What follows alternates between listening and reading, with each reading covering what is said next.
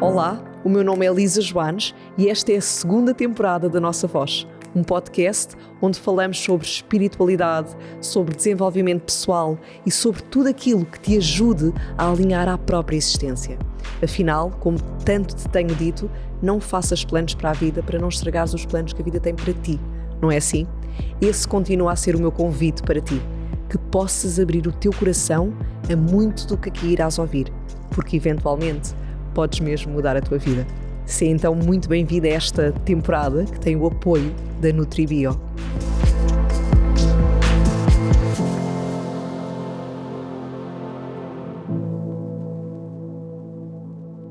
Olá, seja muito bem-vindo.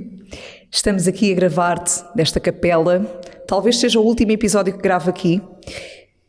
Como tu vês, hoje estou também com um vestidinho diferente. Quem está no Spotify, olha, espreitem lá no YouTube. Não é todos os dias que me veem realmente sem o meu branco e o meu bege, mas a convite da minha equipa, do António e do Lugero, que eu tanto gosto, trago um outro tom. Porque me estão sempre a dizer, Lisa, já chega de branco por causa das luzes da câmara. Então, olha, hoje trago-te um episódio com outra seriedade e desde um outro lugar também, até quanto ao vestido que eu visto. À parte de tudo isso, e para começar aqui de uma maneira em forma já de brincadeira, sim, muito bem-vindo. Obrigada por estares desse lado. Obrigada por me acompanhares ao longo de tantos episódios, já de 2 temporadas. Eu hoje trago aqui uma pessoa muito especial, uma mulher que, tal como eu, sinto que traz de um lugar de muita humildade, de muita humanidade, de muita verdade. Mas antes de irmos lá, agradecer à Câmara Municipal de Oeiras, porque é sempre realmente uma honra poder gravar de um local tão bonito, tão especial, energeticamente e não só, em termos de cenário, em termos de tudo. Agradecer à NutriBio, porque me acompanha ao longo de toda esta segunda temporada e já vai alta a temporada, e ainda bem, tantos conteúdos tão bonitos para tu escutares, para repetires, estão no ar, estão disponíveis, YouTube, Spotify, etc. Escuta, aprende, partilha, subscreve o meu canal, lembrei-me de dizer, e realmente, de certa forma, ajudamos-nos mutuamente, porque a tua expansão de consciência também é a minha e a minha expansão de consciência também é a tua, que possamos crescer juntos. E antes de irmos realmente pelo episódio adentro, que acho que promete, pelo estar a falar aqui tanto, acho que já estou a sentir, já estou a sentir. Sugestão desta semana, um gastrogel. Estes são comprimidos mastigáveis, eu já os trouxe num dos episódios, e basicamente dizer-te que temos aqui comprimidos naturais, mastigáveis, como eu estava a dizer, maioritariamente ajudam-nos em processos indigestivos, principalmente aquela indigestão mais ácida. Qual é o efeito dele? Tem pectina, e a pectina, em contacto com o ácido gástrico, cria uma espuma que automaticamente forma uma barreira, evitando então esse excesso de acidez que se sente pelo líquido gástrico em si. O que é que eu te posso dizer mais quanto a este? Para além da pectina, sei que também tem cálcio, e de acordo com o que eu estudei, não relativamente ao comprimido em si, mas quando estudava naturopatia e homeopatia, o cálcio é um elemento neutralizador. Recordo-me perfeitamente de, por exemplo, aprender, e não quero entrar por aqui, mas vou entrar minimamente, atenção, que quando nós bebemos leite, lacticínios, nomeadamente de origem do animal vaca, não é? Portanto, leite produz uma acidez, porque nós temos uma determinada enzima que com a idade deixa de estar tão presente e gera essa indigestão, gera um esforço, gera acidez. Ou seja, aquela apresentação que sempre ouvimos dizer, bebe leite pelos teus ossos, pela tua saúde, pelo cálcio, na verdade é contraproducente, porque o que vai gerar é, ao produzirmos essa acidez no organismo, o corpo vai buscar um elemento neutralizador, que qual é? É o cálcio. Portanto, na verdade, o nosso corpo, ao produzir indigestão através de lacticínios, vai retirar cálcio aos nossos ossos e aos nossos dentes, por exemplo, para combater o excesso de acidez que está no nosso organismo. E daí entender tão bem porque é que estes comprimidos mastigáveis também contêm o cálcio como um dos elementos potencializadores de reduzir essa acidez a nível da indigestão. Este vai para a nossa convidada. E para ti que também, se quiseres adquirir este suplemento ou qualquer outro que tenha vindo a apresentar, da New Nordic, já sabes, site da Nutribio, www.nutribio.pt, e tens direito a usar o meu cupom de desconto LISA15, tendo diretamente 15% de desconto, portanto aproveita. E agora sim, subscreve o canal, já agradeci, já te convidei e deixa outra vez aqui esta pequena frase: escuta-nos de coração. Se for possível, fecha os teus olhos. Se não for possível fechar os olhos, abre ainda assim os olhos da tua alma. E agora, Cíntia, seja muito bem-vinda. Isto vai sempre fluindo. Quem me conhece já sabe que é assim, nunca trago nenhum guião, mas deixo-me falar de coração e acredito que a vida precisa de mais verdade. Porque sim, claro que podemos planear e claro que se calhar até podemos levar-nos a um nível mais rentável em termos de comunicação, mas ao mesmo tempo falar de amor também é um grande legado e uma pegada tão importante a trazer. Portanto, acredito que com este podcast, pelo menos, esse é o meu intuito. Mostrar que é possível, mostrar que é verdadeiro, mostrar que é um caminho tão mais leve e tão mais bonito, e se todos começarmos a abrir um bocadinho mais, pelo menos em equilíbrio, levamos-nos sem dúvida e certamente a um lugar mais bonito. E acredito, como estava a dizer há pouco, que tu és uma mulher também assim, uma mulher de verdade, uma mulher de humildade. Não te pondo como perfeita, não sintas a pressão dos adjetivos, porque eu acho que às vezes quando nós apresentamos o outro, a pessoa até sente. Eu lembro-me quando, por exemplo, diziam: és tão bom homeopata, e eu engoli em seco a pensar: tu não sabes que me faltam 50 livros para ler. Portanto, eu acredito que quando estou a apresentar o outro, ele também pensa: mas eu ainda no outro dia falhei ali, gritei e levei a voz. Nós vamos sempre nesse autojulgamento, nessa autocrítica, mas não deixa de ser verdade a forma como o outro também nos vê, como o outro também nos sente. Portanto, efetivamente, eu sinto como uma mulher muito real, uma mulher sensível, uma mulher intuitiva, uma mulher humilde, uma mulher que abriu mão, inclusive até da sua profissão, no ensino, para ensinar de outra maneira, mais com o coração e com a verdade também que sente. Portanto, uma mulher alinhada aos seus valores. E é essa a mulher que eu convido a vir aqui ao meu podcast, é essa a mulher que eu convido a trazer a sua voz, é essa a mulher que eu trago com muita alegria. Portanto, gratidão a ti por vir, sei que a viagem foi longa, mas que vieste, estás aqui, era para ser, portanto, gratidão. E agora traz-nos a tua voz. Quem é a Cíntia? Apresenta-te um bocadinho. Eu acho que é muito bonito o teu percurso e vou-te pedir, se fluir por aí, eventualmente traz-te também a Sílvia do toque, a Sílvia que superou o toque, a Sílvia que nos mostra que é possível superar, mesmo que não seja de uma forma, lá está, perfeita, é possível minimizar, é possível realmente encontrar caminhos que nos ajudam de certa forma. Portanto, traz tudo isso, porque eu acho que essa também é uma missão muito bonita, trazermos essa verdade, expormos e mostrarmos um caminho que também temos percorrido e que o outro possa então encontrar o seu caminho, sabendo que há quem o faça também e quem consegue. Está bem? Então, quem é a Cíntia? Obrigada, antes de mais, e só dizer que a forma como tu me vês é exatamente a forma como eu te vejo.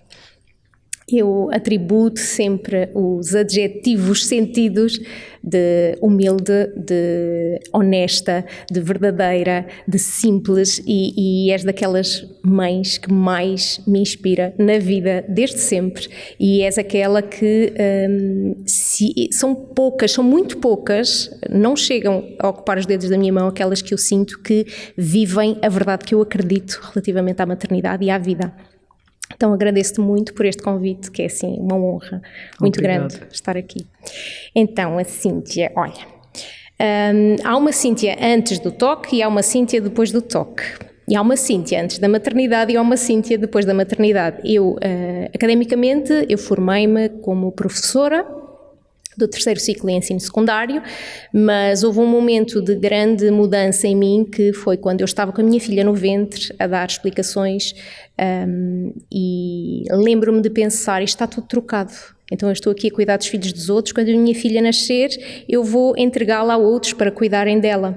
E aquilo ficou-me, mas não entendi nada, porque para mim ela ia com um aninho, ia para a escola, como todos os outros, não é? Entretanto, eu senti um chamado muito, muito grande quando ela nasceu de estar com ela, sempre. Eu só queria estar com ela. E hoje sei que ela também só queria estar comigo, não é? Muito pequenina. E eu decidi vir para casa, só dava ali umas explicações no início, mas ela ficava na minha mãe 2 horitas e eu ia a correr, não é, ter com ela, mas nem aquilo me fazia sentido. E então eu vim para casa. E eu tinha medo de deprimir, porque inconscientemente e intuitivamente eu sabia o que é que estava no meu campo, apesar de não saber. Então eu sabia que se eu me confrontasse comigo, eu poderia deprimir. O que eu não sabia era que eu já estava deprimida há anos. Então, o que eu não sabia era que eu já tinha um transtorno obsessivo-compulsivo há anos. Quando vim para casa, então, não foi logo, mas passados 3 anos, mais ou menos 3, 4 anos dela, diagnosticaram-me com transtorno obsessivo-compulsivo, que já estava assim num estado assim mesmo muito, muito exacerbado, e depressão. E deixa-me só, não te perdendo, acredito que a maior parte das pessoas sabe o que é, mas para quem não saiba, só rapidamente dizer o que é e de que forma, por exemplo, um exemplo, não é? De que forma é que tu começaste a perceber isso e através de que exemplos, porque isso também pode alertar outras pessoas. Sim. Para se observarem. Olha, durante anos foi através da hipocondria. Então eu era mesmo hipocondríaca, mesmo, sim, num estado, mas com a maternidade aquilo estendeu-se, eu acho que estendeu-se da forma mais gritante que podia estender para eu deixar de mandar para debaixo do tapete. Eu tinha medo de fazer mal à minha filha, e mal à minha filha era o pior que possas imaginar. Segundo a psiquiatra, o pensamento que eu tinha faz parte do inconsciente coletivo. Ela não me disse isto, eu agora sei que é do inconsciente coletivo. Então ela disse que era muito natural o pensamento que eu tinha, o medo que eu tinha era muito natural. O que não era natural era o estado, a intensidade, que me levou então ao transtorno obsessivo-compulsivo ou a agravar o transtorno obsessivo-compulsivo. E então o que eu fazia era fugir, mas eu era meio a tempo inteiro e eu estava sempre com ela. Então eu era obrigada a confrontar-me com aquilo, todos os dias. E eu fui a uma psiquiatra e a psiquiatra disse que eu fazia mal à minha filha pelo simples facto de eu amamentar aos 3 anos, por exemplo, pronto, não falava assim uma linguagem. No ano seguinte voltei a recair e tomei medicação nesse ano. No ano seguinte voltei a recair porque fiz o desmame sozinha, também quero deixar aqui essa mensagem, e voltei a recair porque não tinha a estrutura, não me tinha trabalhado.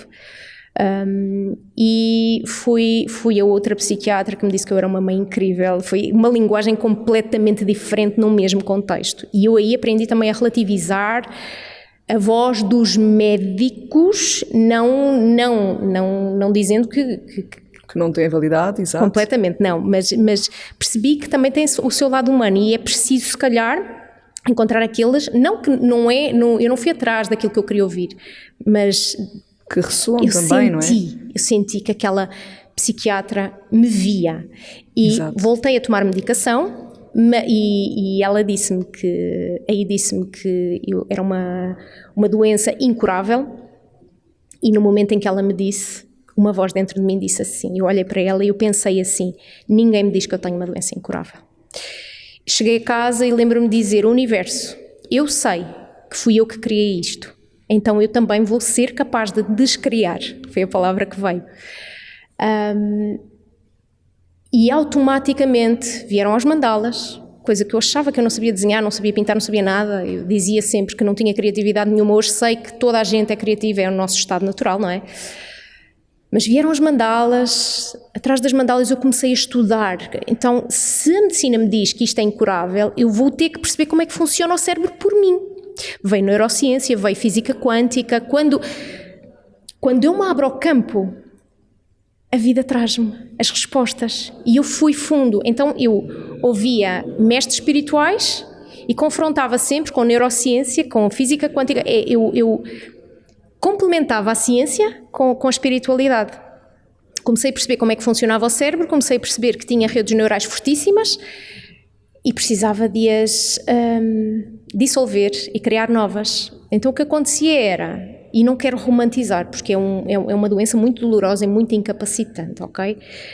Mas o que aconteceu foi que nos momentos em que vinha aquela intensidade gigante, eu rendia-me, eu sentia, e eu rendia-me. E eu estava a brincar com a minha filha e vinha aquilo, e eu rendia-me. Eu só sentia.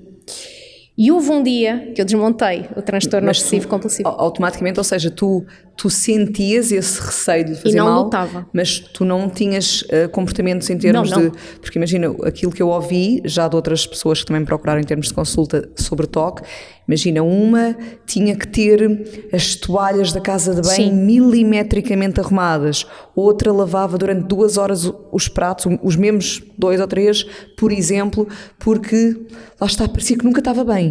Ou seja, a este grau de obsessão, não é? Sim. Trazendo aqui o termo, porque há esse frenesi, há esse convite da alma a olhar para qualquer coisa que fragilizou, que de certa forma transtornou também este pequeno ser. Sim, e muitas vezes, compulsão. pelo menos nestas pacientes, eu não posso falar generalizado e não quero generalizar, mas em todas estas pacientes que recebi, pelo menos, todas vieram de situações da infância.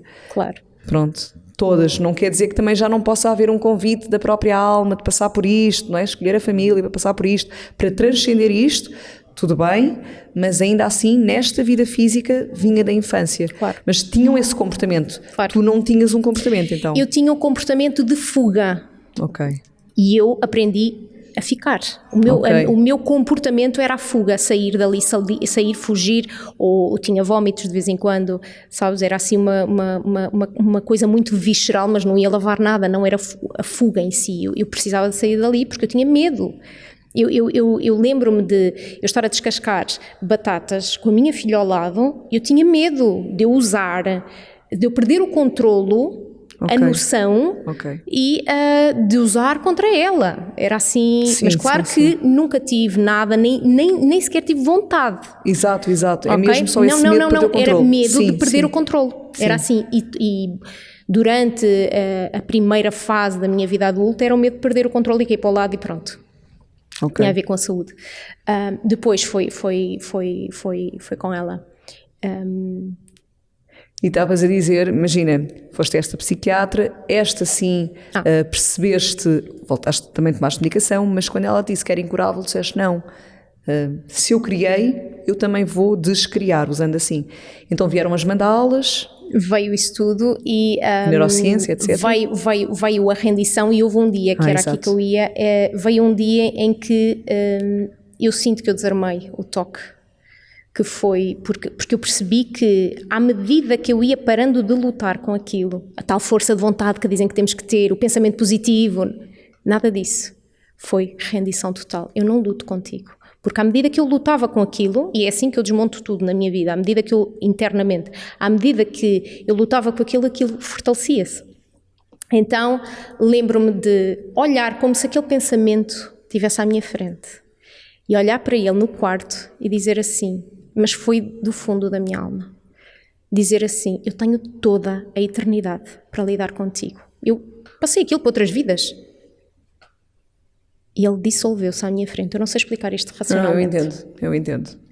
Eu acredito que lá em casa também entendem. É rendição. É quando tu te rendes e realmente entregas a Deus, à vida, e como te rendes para o colo de Deus e da vida, de repente desarmas-te, de repente deixas de estar em luta, de repente deixas de estar nessa frequência desgastante ou eletrificante, não é? Há realmente um surrender, e quando tu te rendes, de repente a coisa flui, de repente a coisa desbloqueia. E eu achei mesmo que estava a fazer um pacto com o TOC, dizer assim, eu aceito-te, eu lido contigo eternamente se for preciso, mas eu não consigo lutar mais contigo, não quero lutar mais contigo.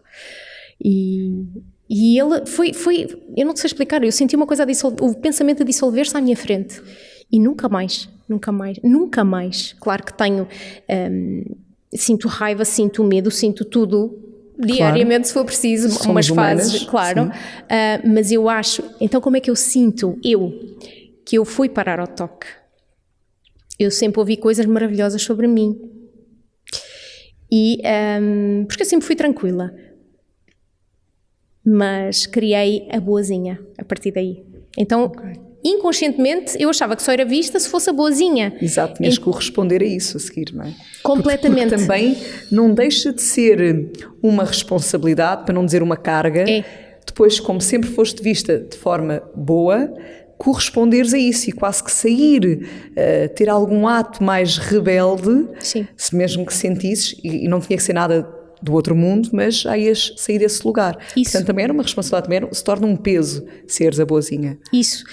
E depois eu sentia que eu tinha vindo ao mundo para... isso foi mais tarde, uma tia minha que me disse, tu sempre disseste que querias mudar o mundo, e eu não me lembrava disso, mas eu queria muito acrescentar ao mundo através do amor. E eu lembro-me de dizer à psicóloga, porque fiz psicoterapia na altura, de dizer, eu só quero ser amor. E ela dizia-me assim, Cíntia, ninguém é só amor. Então aquilo era um peso para mim. Então, como é que eu sinto que desenvolvi o transtorno obsessivo compulsivo? Reprimindo. Tudo o que não era amor, alegria, luz, paz e namastê, eu reprimia. Para mim mesma, porque eu tinha mesmo a crença real de que havia alguma coisa de errado comigo, porque toda a gente era feliz. Exato, mas e realmente essa repressão, se eu olhar para estes casos que estava-te a dizer, estava sempre lá, por diferentes contextos, por diferentes histórias, mas no fundo o que é que a pessoa fazia? Reprimia. Sempre. E até se eu olhar, se eu agora fizer, se eu de certa forma sair só do toque e olhar assim rapidamente para algumas que me estão a vir, atenção, também não quero generalizar, mas mesmo, por exemplo, endometriose, etc., há sempre uma repressão, há sempre uma raiva contida, há um colocar aqui no corpo e de repente o corpo... Completamente. manifesta-se, não é? E aquilo que eu aprendi foi que as emoções que são reprimidas, que não são sentidas, que não são expressas, que não são aceites, elas não se dissolvem. Nós criamos o chamado corpo de dor, que o Eckhart Tolle fala muito, e aquilo está ali, armazenado. E depois chegou a um ponto em que explodiu claro. Assim, podia ter sido de outra forma, no meu caso foi assim, e por isso é que eu hoje não escondo nada, eu expresso, eu rendo-me, mas sinto, sabes, aquela raiva visceral. Por exemplo, depois no pós-parto do meu filho mais novo, eu lembro-me que foi uma raiva visceral. Passei por uma coisa que se chama mom rage, que é mesmo uma raiva incontrolável, assim, que lá está, também estava comigo e eu não tinha essa noção. Durante ali o início, lembro-me disso, que foi uma coisa mesmo muito visceral, mas jamais reprimi, conscientemente, porque Exato. eu, volta e meia, apercebia-me vinha ao medo e era automático em mim, eu reprimia, e eu quero mergulhar neste medo. E mergulhava no medo, sabes? Então, para mim, a resposta foi sentir tudo, aceitar tudo, abençoar tudo. Exato, e é muito bonito falares aqui sobre esta rendição, sobre este, de certa forma, colocar-nos no lugar certo, não em luta, não é? E trazer essa consciência, em vez de fugir, em vez de remeter para baixo do tapete, em vez de reprimir. Isso. Trazer em aceitação e colocar-nos noutro lugar. Mesmo ainda não sabendo qual, aquele não é, aquele já não é mais, não é? Sim, porque a teoria é toda muito bonita, mas é preciso pôr em prática. Exatamente. E foi isso que aconteceu. E foi isso que aconteceu. Foi todos os dias, eu ia ao tapete emocional, todos os dias. Eu lembro-me de estar, lá está, com uma tesoura, a brincar com a minha filha e vir assim uma coisa e a minha alma a dizer assim, aceita, não faças nada. E aquilo dissolve-se. Se nós não lutarmos, aquilo dissolve-se assim. Sabes que me recordo, eu acho que tu já deves ter ouvido isto, quando foi o parto da Lua, da minha quinta filha, eu tinha dado sempre, andei a dar a volta ao mundo, não é? Eu engravidei dela durante a viagem de volta ao mundo, fiz sempre toda a gestação em volta ao mundo e quando cheguei a Portugal estava mais atenta ao livro que eu ia lançar e porque começou também, começou a ouvir-se falar de uma pandemia, ainda naquele lado lá do mundo, mas então a Lisa foi sempre, eu que sigo o coração, eu vou sentir onde é que eu vou ter a bebê. Então, em momento nenhum, parei para realmente acolher onde é que eu queria ter a bebê.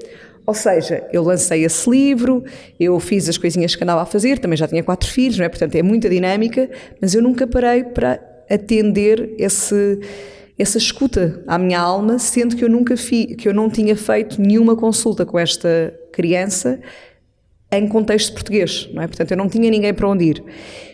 E no dia do parto, de repente, rebentam as águas. E nunca me tinha rebentado as águas. E eu tenho consciência hoje que houve um medo que se ativou no meu cérebro, que foi, lá está, se calhar o desconhecido aqui, Está-me a arrebentar as águas, nós sabemos que temos um período a seguir e de repente era esse desconhecido, porque eu sempre tive as contrações primeiro e agora eu não tinha contrações.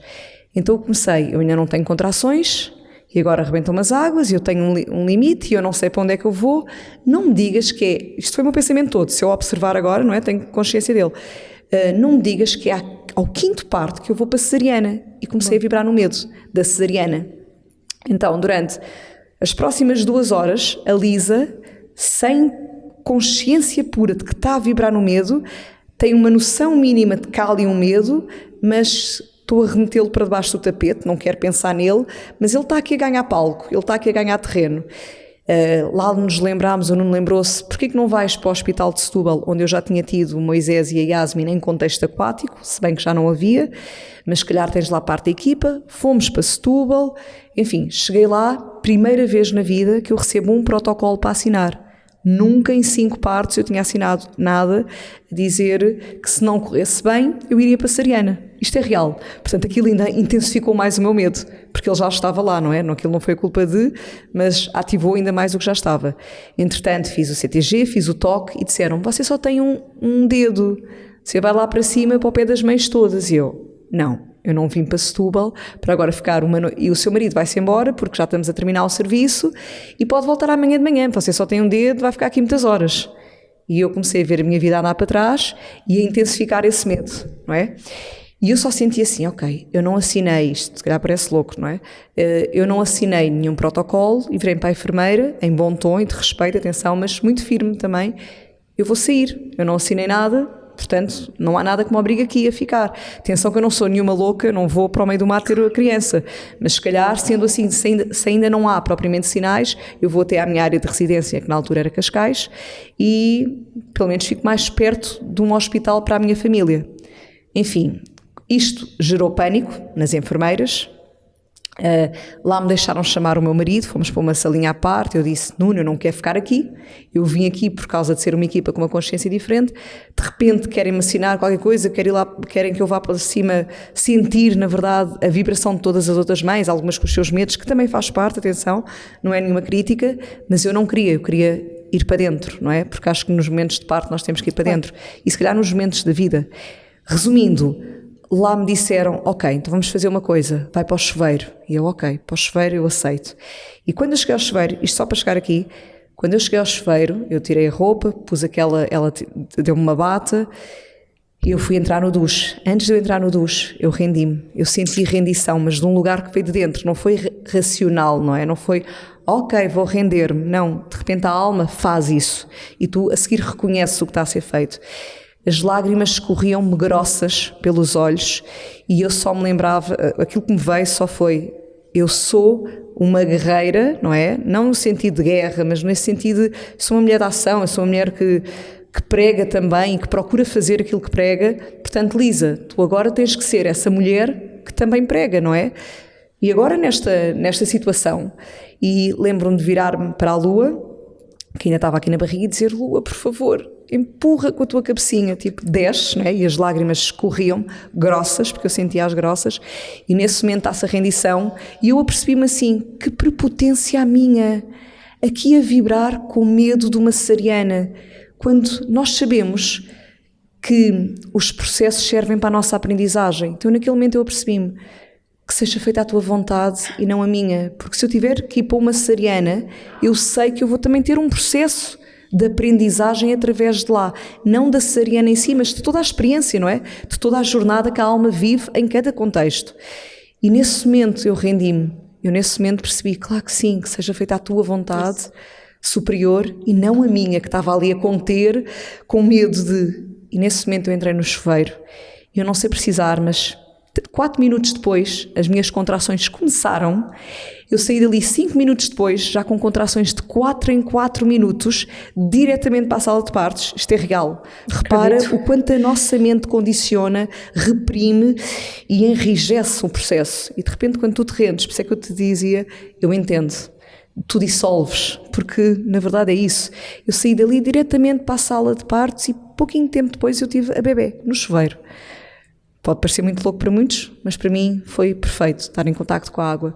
E ao mesmo tempo vi uma incrível rendição também na equipa que estava ali, porque também me viu muito alinhada com o meu corpo, e inclusive a enfermeira que estava mais a conduzir, vou dizer assim, o parto, disse-me exatamente isso. Eu percebi a sua incrível ligação com o corpo, e eu fiz mesmo isso, eu desliguei-me de fora, porque nós muitas vezes estamos a querer corresponder, como tu estás a dizer, corresponder na boazinha, não é? Eu neste caso, ou todas as mulheres em parto, ou noutros contextos, nós estamos a corresponder, e num parto nós temos de estar conectados com o corpo e com aquele bebê que está a nascer, e nós estamos, agora vamos fazer isto, agora vamos fazer aquilo, são protocolos, está tudo bem, respeitando tudo e todos, mas é preciso também mais esse lugar de conexão interna. Então eu estava mesmo conectada com o meu corpo e no processo, e de repente foi muito rápido, e de repente foi brutal, e foi maravilhoso, e foi mais uma experiência para mim muito empoderadora. Por isso eu juro que entendo completamente o que é o que tu dizes, e só espero mesmo, convite aqui que eu deixo mais uma vez, porque acho que é sempre esse o meu intuito: sente, por favor, tu que estás desse lado, não é por acaso que estás a ouvir esta mensagem, há sempre mensagens a retirarmos e há sempre outras subtis no meio de todos os episódios, mas esta realmente é tão bonita que as pessoas possam entender. Há pouco também dizia, no outro episódio que estava a gravar, escutem para além das palavras, porque nós estamos aqui a trazer, traduz por palavras, mas vai para além disso. Exatamente. Não é? E que bonito, obrigada por trazeres esse testemunho, porque efetivamente no toque eu sei que é algo que aprisiona, vou dizer assim, tantas pessoas, e deixa-me só agora entrar também pelas mandalas, e já vamos se calhar à missão que te levou, mas aquilo que eu também percebo, não sei se é assim, diz-nos tu, é que, portanto, no toque, mas não necessariamente só no toque, há essa energia reprimida, eu vou-lhe dizer esse frenesim, que tu tens que libertar de alguma maneira. Sim. E o estares a pintar mandalas ajuda-te a conectar, completamente, ajuda-te a estar no momento, ajuda-te a focar em alguma coisa, a respirar através da pintura, a respirar através dessa conexão, desse estado de presença. Portanto, ajuda-te a sair dessa mente e de ouvir só o pensamento, de entrares num pânico, numa aceleração, no que for, porque também é válido para outros tipos de transtorno, e a estar nesse presente. Mas diz-nos tu, o que é que tu sentes? De que forma é que tu sentes que a mandala em si, as mandalas, te ajudaram? E para quem não vai propriamente fazer mandalas, mas que eventualmente por mandalas também possa chegar lá, a esse processo de cura, ou eventualmente descobrir um outro caminho que também leva ao mesmo. Sim. Olha, então vou falar da arte em geral primeiro e depois das mandalas. O que me começou a acontecer foi... em momentos em que eu estava com uma tensão, uma pressão emocional e mental muito grande, o meu marido na altura trabalhava por turnos, e eu estava, por exemplo, a jantar com a minha filha, e eu tinha um impulso natural de pegar numa folha e numa caneta e fazer aqueles arabescos, os doodles, aqueles símbolos que nós fazíamos. Certo. E aquilo dava-me um alívio tão grande, e eu só me lembro de dizer ao Rui, eu não estou a perceber nada disto, isto está-me a dar para desenhar. E eu desenhava e eu ficava tão aliviada. Depois vi, então, a mandala, uma mandala e escrevi no perfil de uma artista holandesa, o teu trabalho é sagrado. E quando eu escrevi, o teu trabalho é sagrado, eu fiz assim, eu tenho que fazer isto. Uau. E foi assim que eu comecei. Só que eu não percebia nada, não é? Então eu achava que não sabia desenhar. Primeiro comecei com as mandalas em pedra e depois, então eu queria mesmo saber desenhar. Achava eu ainda sou daquelas que têm uma mandala em pedra, das tuas. Pois tens. E foi por aí que eu comecei. E são lindas. Obrigada. São obrigada. São mesmo sentidas, pronto, mas faz parte do meu processo de cura. E só fazer aqui outro parênteses, dizer que bonito, porque tu és esse exemplo de uma pessoa que agarrou num grande desafio da alma, posso-lhe chamar perturbação, mas não no sentido ofensivo, atenção, e levou para uma missão. Isso. Portanto, trouxe de uma forma positiva, construtiva e realmente deixando também essa partilha para o mundo. Não no sentido, atenção, de supra-sumo de nada, mas Não. quando nós deixamos o nosso contributo, porque também estamos nesse processo de superação. Portanto, nós abrimos esse campo para que outras pessoas também sintam, e já está o campo aberto para, isto é possível sair daqui. E é possível transformar essa dor, esse transtorno, realmente em algo que é amor, que é missão. Completamente, eu senti mesmo isso, eu preciso de falar sobre o toque e sobre o facto do toque ter cura, porque tem, para que se abra o campo para que outras pessoas acreditem e para que mais pessoas se curem e para que a ciência um dia também perceba que tem cura, porque tem. Imagina, ninguém fala, certamente, na rendição. Não. Em encontrar um caminho para saberes direcionar essa energia de uma outra forma. Não. Aqui não, é medicação. Normalmente é medicação. Exato. Que é para atenuar os sintomas, não é? Mas tu encontraste um caminho de transformação. Completamente, pois, e é exatamente por isso que eu falo, porque é possível. E comigo foi com as mandalas, com outra pessoa pode ser outra coisa, qualquer pode exercício físico. Exato. Olha, por exemplo, estamos alinhadas. Isso. Então, eu lembro-me então que eu queria saber desenhar mandalas. E quando eu desenhei a primeira, afinal isto, porque é fácil, é super fácil. Mas depois eu queria melhorar o traço, e quando eu pensei em querer melhorar o traço, aparece-me o desafio de 100 mandalas em 100 dias. E eu vou fazer isto mesmo, 100 mandalas em 100 dias, que era para melhorar o traço. No fim dessas 100 mandalas em 100 dias, eu lembro-me de olhar para elas, nunca as pintei, ainda hoje não pintei, já foi há alguns anos, foi em 2016 ou 2017, e nunca pintei. Lembro-me de olhar para elas e dizer assim... agora, bora, estas mandalas eram boas para... olha, não sabia que isto ainda estava vivo.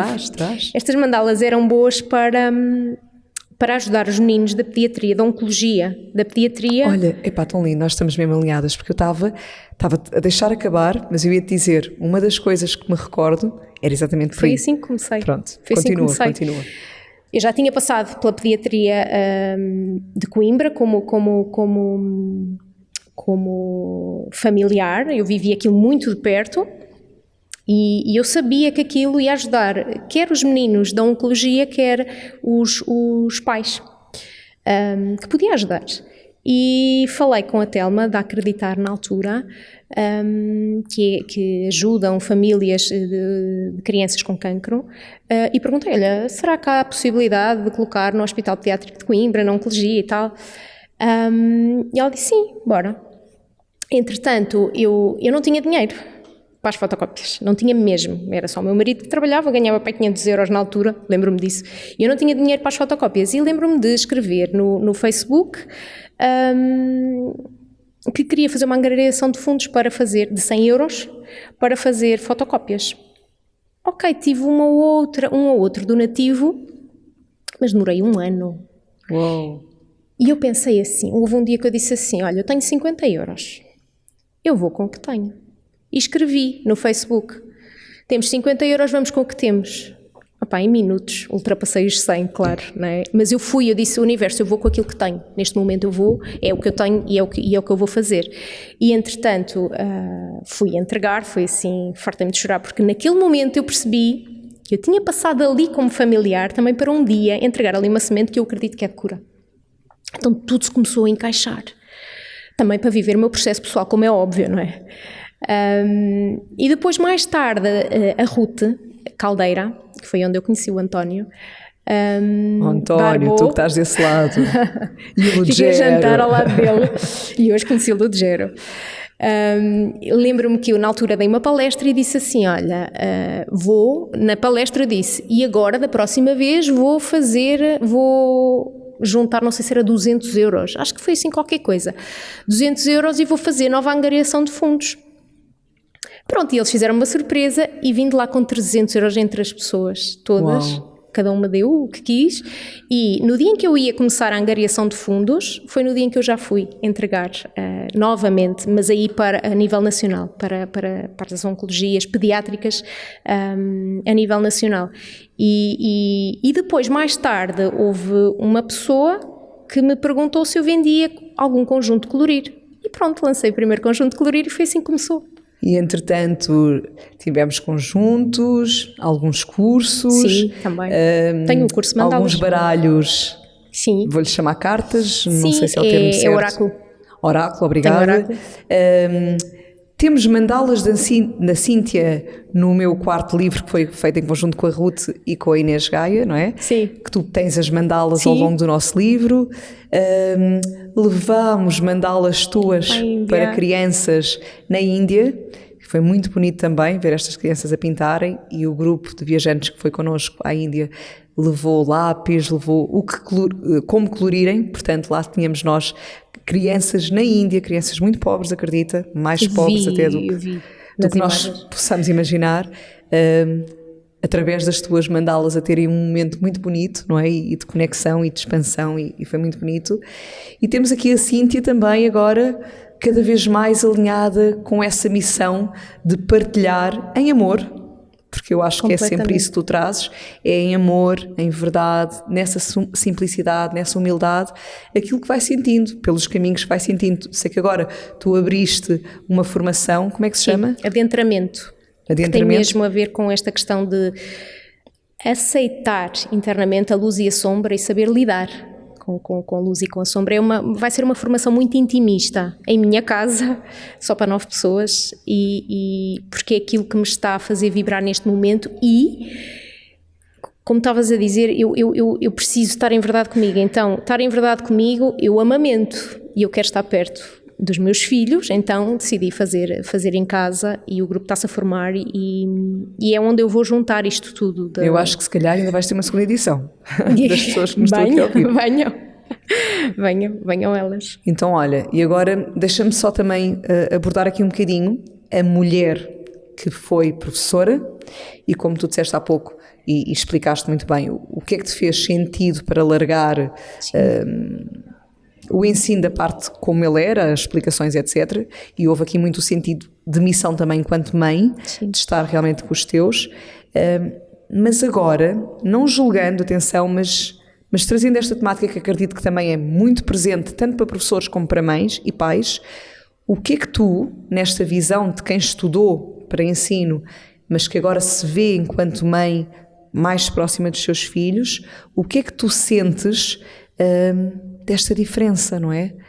Como é que tu... Eu gostava de tocar aqui, é um tema delicado, atenção, eu não sei ainda como é que vamos trazê-lo, mas começamos só por falar, porque efetivamente também percebemos que o ensino está obsoleto da forma como ele está. Não entrando aqui em grandes teorias, claro, não é esse o propósito também deste tema, mas só deixando se calhar algumas coisas que da tua experiência, enquanto professora que foste e enquanto mãe que és, que sentes que realmente são importantes para deixar como mensagem aos pais que nos estão a ouvir. Olha, no meu caso, há uma expressão que define muito bem este processo, que é o processo de desescolarização. É como se tirasse, entre aspas, houvesse uma desformatação daquilo que tu recebeste enquanto aluna. E no meu caso, mais intensa ainda enquanto professora, porque eu tinha toda uma pedagogia dentro de mim. Exato. Então o que aconteceu foi eu começar a perceber onde estavam... Vou ser muito crua com a palavra, onde havia o programa de manipulação das crianças. Ou de formatação. Formatação. Então com a pedagogia, eu levava os alunos inconscientemente, claro, e acredito que os professores façam isso, todos.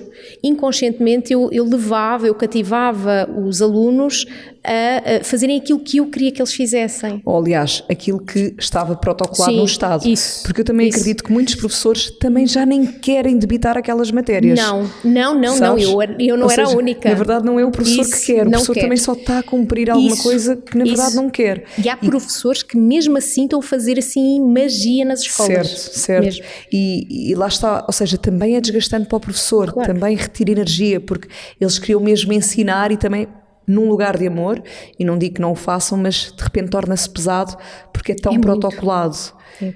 E é muito cobrado ao professor. Então, desculpa, continuando no teu raciocínio. E então, eu não queria manipular a minha filha para ela aprender e aprofundar aquilo que eu achava que estava certo para ela. Então o que eu comecei a fazer foi assentar e observar quais eram as paixões dela, quais eram os interesses dela, de que forma é que ela aprendia. Por exemplo, ela e muitos outros ela aprendeu com 4 anos, que foi quando eu estive doente. Eu não me apercebi como ela aprendeu sozinha a ler. Mas há muitos que o fazem quando têm espaço para isso, sabes? Mais tarde eu vim a saber. E eu comecei, ela agora gosta, por exemplo, ela aprendeu na altura os metros, os quilos foi com quilos de arroz. Porque ela perguntava os metros, ela andava muito interessada nos dinossauros. Mamãe, quanto é que é 300 metros? Nós íamos para a rua às 2 dar passadas. Foi assim que ela aprendeu e começou a ter uma noção. E tem uma noção de medidas que eu não tenho. Eu também não. Pronto, eu também nada. E comecei a ser mais uma facilitadora do processo de aprendizagem dela e a admirar-me com a extrema facilidade que o ser humano, criança, tem de aprender e de aprofundar aquilo que quer. Exato. E vai bater às mesmas matérias da escola muitas das vezes. Então eu comecei-me a apaixonar por este processo de observar e como é que eu posso ajudar-te a aprofundar este tema que tu gostas tanto. E eu facilitava. E esse é mesmo o termo certo, não é? Porque um facilitador não impõe a matéria da forma como deve dar ou como lhe disseram que devia dar, mas torna-se realmente facilitador do processo de aprendizagem como se ajusta à criança, não é? Sim. Como faz sentido, Sim. Porque realmente lá está. Nós sabemos que há diferentes linguagens e são todos individuais, portanto não podemos pôr todos no mesmo saco, e ao mesmo tempo também sabemos isso que estás a dizer, que a capacidade de aprendizagem é muito superior quando nós temos gosto. E não vamos muito mais longe, olhamos para nós adultos, nesta idade adulta, olhamos para a escola, quanto é que ficou de memória sobre o que aprendemos, e agora nesta idade adulta fazemos formação porque gostamos. Isso. As neurociências, tu disseste, a física quântica, etc, e fica porque nós tivemos gosto em estudar aquilo, não é? Portanto, se olharmos para a criança, claro que ela também vai aprender muito melhor aquilo que tem gosto em estudar. Tem que fazer sentido também, senão é só um debitar matéria, um memorizar algo que vai cair em esquecimento. E calas os dons deles naturais, os talentos. Potenciar isso, não é? Isso, e o meu objetivo era sempre potenciar aquilo que ela me mostrava que queria explorar. Então, e agora com o meu filho mais novo há de ser igual. Sabes? Eu acho que isto é tão bonito e se olhássemos para... Claro que isto teoricamente é tudo muito bonito, mas numa sala de aula não é fácil, não é? Claro. Olha, agora o que é que tu queres explorar? Já há quem faça isso e eu acredito que estamos a caminhar para lá. Mas olhar para uma criança como um ser único e poder potenciar aquilo que ela veio ser e não aquilo que eu acho que ela deve aprender aos 5, 6, 7 anos, sabes? Então este é o meu estilo de vida neste momento. E isso é que permite realmente uma transformação, porque senão nós vamos só robotizar e fazer que eles sejam uma cópia daquilo que nós já fomos, não é? E qual é o resultado? Pois. E estavas a dizer uma coisa que eu acho que é importante só ir buscar, tu estavas a dizer... claro que é difícil isto numa sala de aula, imagina agarrares em cada criança e como é que tu queres aprender. E depois disseste, mas felizmente já há quem o esteja a fazer e quem esteja a dar passos nesse sentido. O que eu quero salientar aqui é que acredito mesmo, e não acho que seja utópico, ainda não sabem bem como fazer. Todos os professores, porque foram ensinados a ensinar de determinada forma, mas é sempre possível reaprender e nós temos a incrível capacidade de nos adaptar. Portanto, mesmo os professores, certamente que há forma de chegar mais individualmente, até porque se calhar o que funciona para uma criança num determinado assunto também vai funcionar para mais 2 ou 3 e de repente já não temos cada um em sala de aula de forma diferente, até já podemos formar grupos em certos conteúdos ou matérias de interesse, claro. Não sei, mas efetivamente se abrirmos o campo para entrar por aí, aprender por aí em como ser mais facilitadores, tenho a certeza que há forma, só que ainda não se separou, porque é tanta correria a cada ano letivo que o professor quase não tem tempo nem espaço para perceber como é que pode fazer diferente, não é? Claro. Não tem esse espaço, mas acredito que é possível sim. Eu também acredito nisso e estamos para aí, eu acredito que nós estamos aí para aí. Só por isso é que estava a deixar aqui esta ressalva, porque estamos a ir e atenção que não é utópico e não é impossível. É possível, Não. mas é preciso parar, como em tudo na vida nós dizemos, é preciso parar para abrir o espaço para então ver de fora. Isso. Para então ver e fazer diferente. Muito bem. E as coisas até estão assim, é tudo muito subtil. Imagina, eu aprendi a florear as coisas para que os conteúdos que o Estado quer que cheguem aos miúdos, cheguem, percebes? Mas isso é mais do mesmo, não é mais do mesmo porque não há a mesma atenção, mas continuamos a querer enchê-los. Eles não são Exato. máquinas de encher. Exato. Eu Exato. lembro-me de um ano, ainda não estava grávida nem nada, mas lembro-me de um ano de dar aulas aos 3 anos, a meninos dos 3 anos, e houve um pensamento que veio. Estes miúdos são máquinas de encher. Eu não entendi na altura, agora entendo, porque nós estamos sempre a encher, sabes? É verdade. E isso eu acho que é muito desvia-os tanto esvaziar deles próprios, isso, não é? Isso. Por isso é que eu sinto, e essa é só a minha verdade, eu sinto que nós chegamos à idade adulta, não sabemos quem somos, porque nós chegamos aqui e começam a... põem-nos alguém à nossa frente e o nosso foco está sempre fora, aprender com a pessoa. Ele é que sabe, sabes? E isto é em todas as áreas. Chegamos à idade adulta, confrontamos-nos connosco Exato. e não sabemos quem somos. Porque estamos programados para ir buscar fora. É verdade. E eu vi isso tanto em termos clínicos, não é? Chegavam tantas pessoas, 30, 40, Isso. e de repente vem esse grande vazio, porque na verdade sempre fomos sendo empurrados Isso. nessa formatação e nesse quase exército militar da aprendizagem do que é que estava a ser imposto, e nunca processámos, nem nunca parámos, nem nunca realmente também foi criado o espaço para olhar para dentro. Para dentro, não é? Tu é que sabes, eu tive um professor no meu 12º ano de português que ele disse, foi a melhor nota que eu tive até aquela altura, e depois tornei-me professora de português. Mas... é engraçado, ele mudou aquilo tudo. E eu lembro-me de ter tido 16 na altura e eu até chorei. E ele perguntou porque é que eu estava a chorar, e depois ele disse uma coisa que me impactou muito. Ele disse: "Oh menina, eu não quero saber, não quero que me diga aquilo que eu já sei, eu quero saber", e ele tinha 64 anos na altura, "eu quero saber o que a menina tem para me dizer". E ele gostou daquilo que eu tinha para lhe dizer e deu-me 16. Foi assim. Tão bonito. E aquilo, sabes, assim, num colégio na altura, e um senhor de 64 anos, sempre de fato e gravata, mudou a minha percepção toda. Uau, alguém quer saber aquilo que eu quero dizer. Lá está. E tornei-me professora de português no ano seguinte. E também estás aqui a trazer outra mensagem que é tão importante, que é essa necessidade de sermos vistas. A psiquiatra que te viu fez-se sentir vista. O professor que te viu, e realmente são esses que nos levam para o caminho mais certo, vou dizer assim, sem pôr certo e errado. A psicóloga lembrava-se de pormenores, de nomes que eu lhe dizia passado um ano. A importância de realmente olharmos para a pessoa e vermos o outro em qualquer área profissional, em qualquer área. Por isso cada vez mais trabalho olho no olho.